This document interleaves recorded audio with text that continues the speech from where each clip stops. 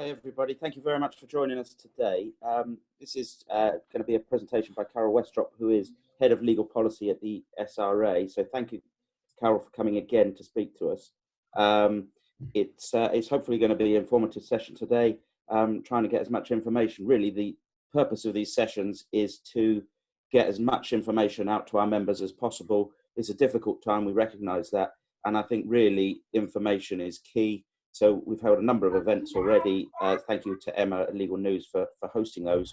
And there's more planned, but today specifically a talk with the SRA on both the current crisis, but also a bit of an update on the new regulations, which I'm sure you're all aware came in November 2019. I don't think there's anything else I need to say, so pass you over to the main event, really. So thanks, Carol. Thank you. I'll just share my screen. I'll just share my screen as well, so everybody can see the presentation. Okay.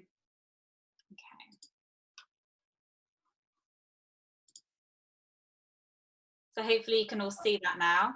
Yeah, and I think I've unmuted myself now. This is all new technology. Can you all hear me okay? Thumbs up. Thank you, Wayne. So yes, thank you. That's great. And Emma's going to drive the slides because I felt that the combination of the new technology and also sharing my screen might just be too much for me. So thank you very much for coming and for dialing in today. So as Steve says, I'm going to talk to you briefly about two main things.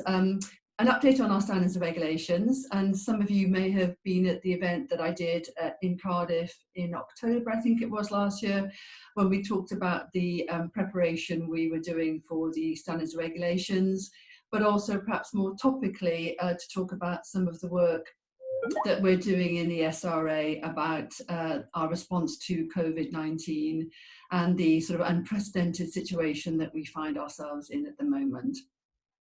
And there'll be plenty of time for questions at the end. So we are very keen to get feedback from you on either the standards regulations and how things have gone from your perspective, or from you in relation to some of the difficulty which I'm sure you're all facing in relation to the current pandemic and the significant impacts those will be having on you and your law firms. So we'll have time for questions and answers. So starting with some basic, a basic recap of the standards and regulations. We did a lot of engagement and a lot of consultations over the last 5 or 6 years ago, and all of that work culminated with the launch on the 25th of November with our new standards and regulations. The idea behind them is to make sure that we act in a proportionate way, and that we allow firms flexibility when it comes to the way in which they deliver their legal services. So to make sure that our rules are easily understood and more accessible.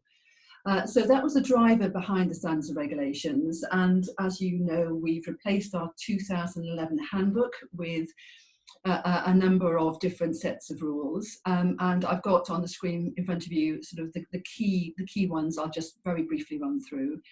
Those are our core principles that apply to all solicitors and law firms and their employees, both inside and outside of practice as the context requires. And we've also taken the opportunity to separate what is now understood to be two separate standards around dishonesty and integrity. We've got 2 codes of conduct, one for individuals, one for firms. We've refreshed and looked at all of our authorization rules. So we have, for example, an authorization set of rules for individuals and one for firms. And in there you'll find also regulations in relation to price transparency and our requirements and the SRA's new applicable logo. We've done a lot of work on the simplified accounts rules, so getting rid of a lot of prescription and making sure that the rules concentrate on what is the key actual impacts on client money, keeping it safe and keeping it separate. And then finally, we have a suite of changes in relation to enhanced flexibility around practicing, so the new concept of freelancers, and enabling firms, individual solicitors, to do unreserved work outside of law firms that we regulate and still keep themselves known as solicitors. We've also done some work on our enforcement strategy. With the higher degree of flexibility and the lack of prescription comes a concern that we would only take proportionate enforcement action on things that matter. And we've set out our approach to that in our enforcement strategy, which talks about what makes something serious and when we might take action and the mitigating and aggravating factors. And finally, we've also launched our Solicitors Register, which sets out in a digital, easily searchable form information about the individuals and firms that we regulate. And that went live too on the 25th of November. So that's an overview of the standards and regulations that we launched on the 25th of November. And we're moving on to the next slide. I think what I'm going to cover briefly is four main things. So what did we do in the SRA to get ready beforehand for the launch? Sort of how do we think it went? What were some of the issues that we've seen arising from the launch, and sort of what are we working on now in terms of enhancements and business as usual around the standards and regulations? So I'm going to cover those four main areas briefly. So first of all, on the next slide, what did we do to get ready? Well, we did an awful lot of internal training, as you would expect. I've talked about perhaps some of the concerns that the profession had about the potential for more judgment calls and for potentially second-guessing decisions that have been made. And obviously those were felt by our staff as well, who had to apply the new rules. And obviously we wanted to make sure that the policy intention behind the rules was well explained. So we did a lot of internal training, over 4,000 hours to staff, particularly in the operational areas, in authorisation and so on. And I was very much heavily involved with those, as were a number of the authors of the rules, to make sure that we had those conversations. So we did a lot of internal training. We have something called an early assessment and resolution team that looks at the 10,000 or so annual pieces of information that we get in every year from members of the public, from clients, from other solicitors, following on generally from the reporting duties that you are subject to. And those many pieces of information are assessed at the front door, and we decide whether they will be sufficiently serious to go on to further investigation. So we had a pilot that was introduced to make sure that we could improve our processes and make quicker and more proportionate decisions. So that was something that we started, I think, probably the beginning of 2019 to get ready for the implementation. We did a lot of internal engagement, so we talked to lots of local law societies, consumer focus groups, lots of engagement about how to get ready for the rules. Did a lot of work via our comms team on getting ready. We did a lot of work on guidance and our document review. So we had a significant project looking at all of the guidance that we'd issued on our website. And some of it was a little out of date and obsolete, so we removed out of date guidance, but making sure that the existing guidance reflected the standards in the new set of regulations, and also taking opportunity to issue some new guidance on some new and difficult areas, such as own interest conflicts, such as reporting concerns. I was very heavily involved in that. I think there was some criticism, quite understandably, that perhaps we could have issued some more of that more promptly. We were working flat out, but I think for some of you who were on the front foot in preparing for the launch of the new standards and regulations, and some of the guidance would have been helpful beforehand, but we were doing the best that we could, and we've now sort of caught up with that insofar as we can. Document review, we've obviously had to amend all of our templates, all of our application forms to make sure they reflected the new stars, which has now happened. And we've also done a lot of work on our website to display the standards and regulations in a more intuitive and hopefully easier to navigate way. And we've got a new design of our website in terms of certain aspects. So website guidance, engagement, a lot of internal training. So that was all for us, the work that we did leading up to the 25th of November. And then we pressed the button and we switched on the systems on the 25th of November. Which I think Emma's on to the next slide, which talks about how do we think it went. The launch, generally we think it went well. I think you probably would say we would think that, wouldn't we? And what are we basing that on? Well, we coped well with the volume of calls, particularly to our ethics helpline. Obviously, as firms were gearing up to get ready, there was a lot of calls in relation to how issues were going. And they coped well with that and generally met their KPIs, worked a lot of overtime and so on. So we think that that went quite well. Some of the guidance has been quite well received and I think has been regarded as helpful.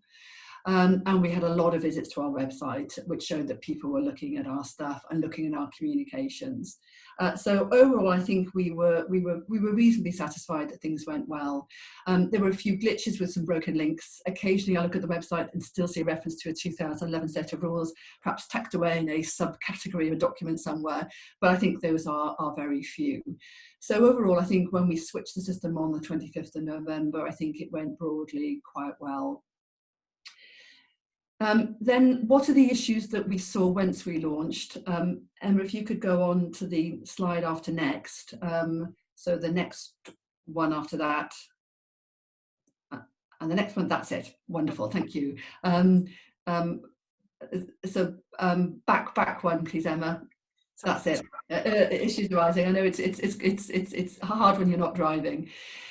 So the issues that are arising, well, it's still quite early days. I mean, we are now 5 months in since the launch. And I think what we found was inevitably some individuals and firms, and indeed some of our staff, hence the training program, didn't really engage with the detail until it was live. That's kind of human nature and to be expected. So we did find that there were some issues that were raised with us that weren't picked up on the consultation or weren't picked up in previous engagements that we've been dealing with, and I'll talk about some of those. There was a range of responses. I think it's fair to say. I would say that we've seen some probably unnecessary nervousness about some of the issues and some of the changes that we have made, and perhaps people being quite risk averse about needing some reassurance where we might think it isn't needed. So a good example would be perhaps in the accounts rules, we substituted the need to account to clients for their money on demand from immediately to on demand. So I got that the wrong way around, to on demand from immediately. And the Law Society reported quite a lot of people were saying, well, what do I do if a client comes in at 5 o'clock on a Friday demanding their client money back in cash and I can't get to the bank? Will the SRA be disciplining us for this? In circumstances where we would clearly never do this because, common sense seems to me to be obvious that you would tell your client that you can't do it in this way, you can't access cash, and make sensible arrangements. But there's also perhaps a degree of nervousness about how they would be applied, that we want to provide some reassurance that obviously wasn't the intention. And then perhaps at the other spectrum, some areas of just non-compliance. So we have seen in some cases some people simply not engaging with our transparency rules at all, so not providing any information about price or service on their websites. So between those two extremes, on the whole, what we've seen is the vast majority of firms clearly engaging with what we've done, looking at the issues, raising questions with us, which is all exactly as we would have expected. But clearly there was an issue for some clarification in some areas, and I've mentioned 3 there. You may well have some more to add. We are keeping a pipeline and a log of all of the questions that came into our ethics helpline, into communications, or have been raised with us via these kinds of events. But just to highlight 3, One of the first ones was in relation to publicity. We have a rule in our codes which continues the ban on cold calling, but it was drafted in a shorter way, and some firms were concerned that this meant that we were banning all advertising, which clearly wasn't the intention at all. So we have issued, I think on the 16th of December, some guidance just confirming what the rule is intended to achieve and the mischief and the potential risks that it's intended to address. And that's much more around unsolicited approaches to members of the public that are targeted by individual or by specific characteristics. So, for example, a firm getting a name of people who are in a hotel that suffered a flu or a food poisoning epidemic and writing to them personally to say they could issue proceedings on their behalf.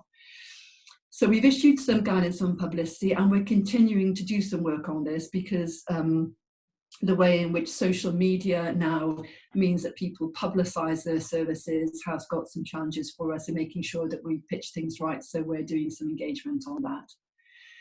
Another issue is client identification.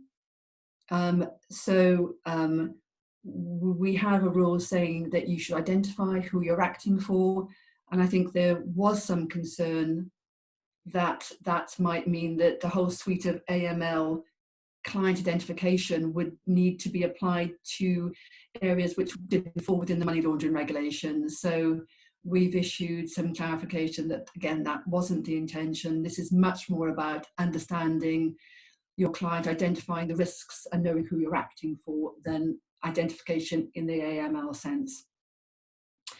And then on conflicts of interest, we had some feedback mainly from city firms that the way in which we'd explained the interlink between confidentiality and conflicts and the use of information barriers wasn't as clear as perhaps it should be. So we made some changes to those sections of our conflicts of interest guidance that we issued in March.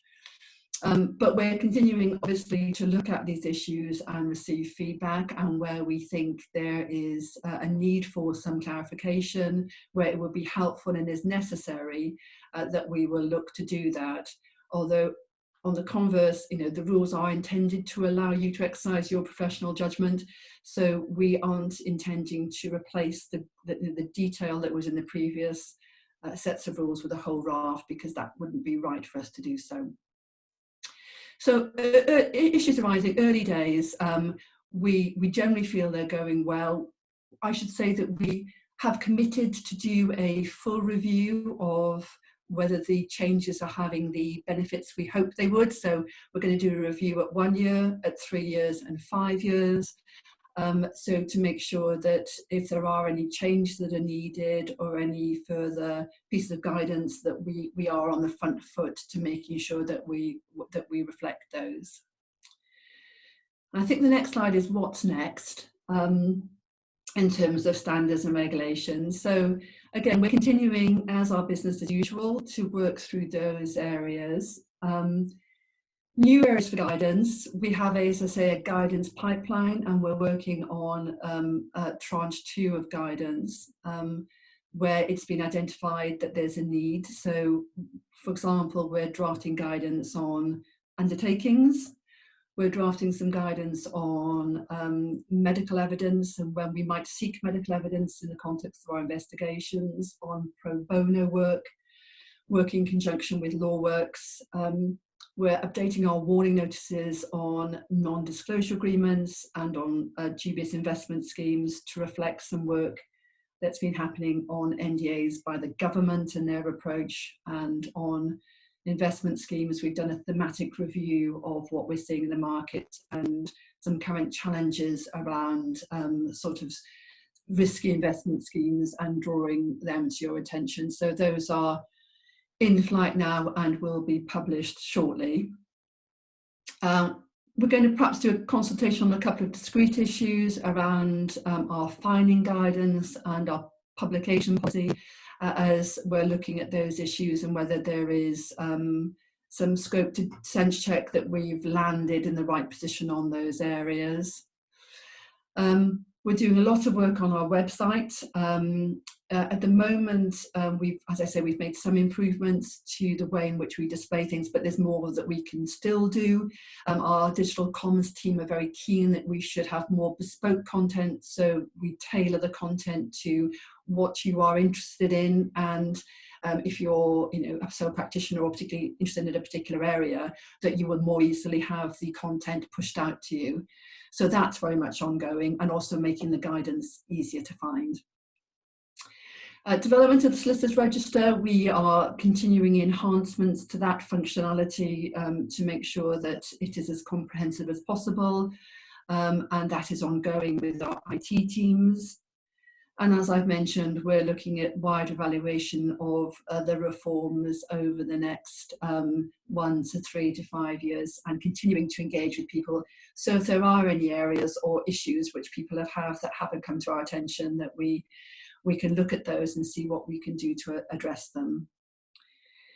So that's what we've done to date on standards regulations launch in the 5 months since the 25th of November. And of course, then for all of us came Covid-19, and obviously for all of us, it's had a significant impact on the way in which we work, and on our businesses, and on the way in which we do things. So from the SRA's perspective, very quickly we moved all of our 600 or so staff, most of whom are based in Birmingham, including myself, to home working. And we had to do that quite quickly, as I'm sure you did with your firms, which has challenges in relation to technology and laptops and systems that we use. But we did that quite quickly, and generally for our operational teams, for authorization and so on, our client protection team, which does with requests from members of the public for grants and compensation fund, that all is working well, and we are continuing to try to make sure that we deliver a high degree of customer service and meet our own key performance indicators, so that we give the service that we require in these difficult times. Of particular interest to you, ethics helpline, and our contact centre, particularly for members of the public. So our ethics helpline obviously get many calls from members of the profession, and have had a lot of calls in relation to the impact of coronavirus on staff and the profession. They have coped very well. I think it's fair to say with that, even though we have been disadvantaged by the fact that we didn't have home telephony systems to be able to move all of our ethics staff to work on the phones at home. So they've been operating a web chat and callback service, and also moving a lot online, but have been functioning really quite well with some overtime in dealing with those questions. So hopefully that's been helpful, and we are trying very hard and are moving to get the telephony systems installed into our ethics contact centres, and are trialling and developing issues, so we hope that will be in place very soon.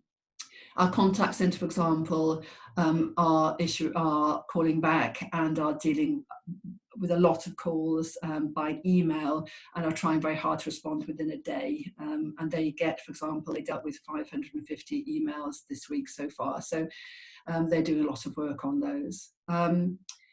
We're dealing with the questions received. Obviously, as I've mentioned, we had a lot of questions on coronavirus from members of the public, from the profession, from the Law Society, from accountants. So we have been collating all of those questions, and we have a section on our website. And as I mentioned to Steve, I'm very keen that if you haven't looked at our website, that you do so. There's a red coronavirus kind of banner in the middle of our website, and on that you will find the resources that we've issued so far. Essentially that's twofold. We've got a specific list of compliance questions. So those are commonly asked kind of compliance issues, and I'll talk about some of the key ones in a second. We've also got a education and training separate Q&A, because we had a lot of questions on those. And we have a cybercrime update as well on there. And we have also a landing page where we have set out really what we're trying to achieve. And I think this is the kind of the reassurance piece that we obviously appreciate that we're all in unprecedented and very difficult and challenging times, particularly for those of you who own and run your own law firms. And it's really just a reassurance that we appreciate that, and that our response to it will be pragmatic and proportionate. And that we know that there may well be issues that are raised subsequently to us, and we may get receive complaints and issues where perhaps people aren't happy with the way things have gone. What we're saying is that we will apply our enforcement strategy, and clearly the mitigating circumstances, the issues that you're all facing clearly will be very significant in terms of our approach. We are saying you should document and keep notes of decisions that you make, because obviously memories will fade over the course of time and people will forget the decisions they made. So it's important that you keep a record of the judgment you've exercised and the steps you've taken.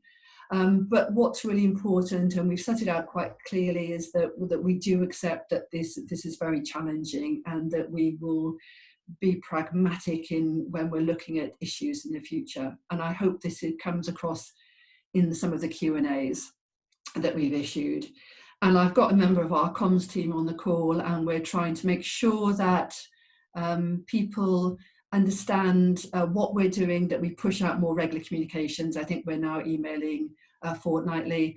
We're doing a lot of work with the Law Society, which clearly has pushed out a lot of very helpful material in relation to practice notes and the ways in which we're working, links to government resources and other issues. So working with the Law Society to make sure that we complement the work that we're doing and don't overlap, but as well as perhaps looking at our question and answers, which are very much compliance based, that you also look at the resources which are published by the Law Society, which will have perhaps a broader remit, because we'll talk about help in terms of your law firms and how they can run.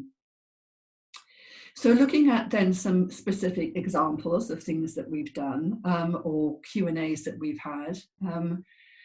We've had a lot of questions around virtual witnessing of documents and wills, particularly as obviously the demand for will writing has increased. And we had a lot of questions to our ethics about how solicitors could help do this when there was social distancing, or particularly where there is someone is perhaps self-isolating and actually, or locked down in a care home. Of course, the issue for us is a lot of the requirements are set out by primary legislation. So the Wills Act, for example, sets out, as I'm sure you all know, that there has to be 2 witnesses physically present at the same time when a will is signed. And obviously, it's not for the SRA to relax what the law requires, although both we and the Law Society, I know, have been in contact with the MOJ about whether there's any potential for a change in the legal requirements to enable perhaps some more flexibility in these challenging times, and that work is ongoing. But where we've landed on sort of the issues where there is some flexibility in the way in which things are done, we don't really think that engages our regulatory requirements. So provided there is an understanding, which clearly there will be, that you have to act in your client's best interests and have regard to the legal requirements. If you decide to exercise your professional judgment to do things in a particular way, then that's obviously going to be fine with us, provided clients' interests are met and legal requirements are met. So what we say is there's flexibility. It doesn't really engage our rules, but make sure that you keep a record, because that would be helpful to you and indeed your firms and clients going forward. So we have a number of questions and answers in relation to the suite around virtual witnessing. And as I said, the Law Society has also done some very helpful guidance on these issues as well.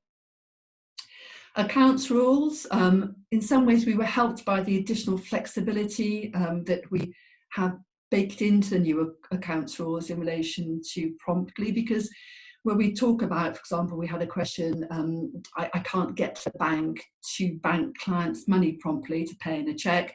Will you be disciplining me? And obviously there is in the word promptly some discretion and elements of what's required, what's reasonable in the circumstances. So we have a Q&A that makes it clear that if you can't bank a cheque promptly because either it's difficult to get into the office or your bank's closed, then we'd obviously expect sensible alternative arrangements to be put in place. Can you fax the money to us? Can we do with online banking? But if you have these difficulties, then no one's going to be second guessing the decisions that you make. But again, keep a record because that's going to be helpful. And accountants' reports was another question that we've got. Should an accountant take more than the 6 months presently allowed by our rules to complete the accountant's report, and is obtained outside of that window period, will we take action? And again, we've clarified that if there's a delay because of the impacts of coronavirus, then it's not going to engage our regulatory interest. So there's a number of questions around accounts rules, undertakings. I imagine that's quite self-evident. The general rule is don't give an undertaking that you don't think you can comply with. That still obviously applies now. But if you find yourself in breach because of an impact of the coronavirus, then the guidance sets out, fairly self-evidently, speak to your client, tell the other side, document your reasons, and then should there be a complaint in 6 months' time, then you've got the basis to say, well, look, I did the right thing. I told the client, told the other side, we agreed an extension, we agreed we would do X, Y, and Z. And again, that's what we think is a sensible, proportionate response to these issues. And then AML issues, again, we've got a lot of questions about issues around virtual witnessing, virtual client ID issues. There's been some recent guidance that's been promoted by LSAG with other regulators that's now on our website that talks about how you can deal with these issues in these current testing times. So there's a suite of issues around AML that we've published. And then moving to the next slide, Emma, we've got a number of questions in relation to education and training. We've got a separate set of Q&As in relation to those issues. A lot of the questions we were asked were by training providers, which won't impact you directly. So could they remove the assessments online? Could they do remote proctoring and so on? But there will be some issues there that might be of interest to you, particularly if you have trainees and you're furloughing trainees, or you've got trainees that are worried about whether they can complete all elements of their training, in particular the professional skills course, before they're due to be admitted in September. So we have Q&As that address those issues and set out what we hope is a sort of pragmatic response to those issues. We can also use our powers to waive our rules to provide a bit of extra flexibility where we think it's needed, which is what we're doing on certain issues. And then on PII issues, this has been something that's been raised with us, and it's worth my mentioning it now because I suspect you might have questions in relation to this. We have seen a hardening of the PII market anyway, irrespective of the impacts of coronavirus, and are doing a lot of work with the Law Society and with insurers on these issues. What we're seeing is, particularly on the latest round, most firms, as I understand it, renew around autumn, but we have had renewals on the 1st of April. And some firms which perhaps have left it later than perhaps ideally they would have done, and obviously coronavirus may well have an impact on this, but perhaps haven't been able to obtain renewal of cover. I think there are a small handful of firms that are in that position. And I think the message I think on that is engage early, speak to your broker. We understand that insurers are generally much more interested in renewing than taking on new business at the moment. The strength and accuracy of your declaration form is important to them. So there is things that you can do to start thinking about these issues now if you're renewing in a couple of months' time. So that's important, and the Law Society is doing again a lot of work in putting out comms around the insurance market, which insurers and which brokers might be taking on new work, and some practical tips about insurance issues. So again, I would have a look at their website on broader PII issues. And then finally, I think this is the last slide, the longer term impacts. So obviously we are, we're 5 weeks into the lockdown. We have obviously a significant amount of government support, but we know that that can be sometimes slow in coming through. And I know firms are having to make difficult decisions about all sorts of issues around how they run their businesses, which isn't easy. There is an obligation in our codes for firms to monitor risks to their businesses and to monitor issues around financial issues. I'm sure you're all doing that. I'm sure that's forefront of your minds. There's an issue to report to us any indications of serious financial instability. We regard this at the moment very much as our sort of business as usual, that firms do report such issues to us anyway. We will log and record it. We want to know about it because it helps us understand the risks to the marketplace. And we will, if needs be, and you would, if we felt it appropriate, we would ask for an update or understand issues in our conversations with you. So we are asking that if there is serious financial instability, that you do tell us about it, and so that we can monitor the position. Obviously, we are concerned that we understand the risks to the market and risks to clients. So if there are firm abandonments or issues where firms become subject to an insolvency event, administration and so on, liquidation, and the firm in effect falls, that we can step in and take over any ongoing client matters to mitigate clients' interest. So that's important to us. So I wanted to mention that to you, and also link back to our reporting guidance there. So that says at a high level what the reporting obligations are and how we might approach those reports. So I think that's all I was going to say. I think the next slide, Emma, yeah, it's questions and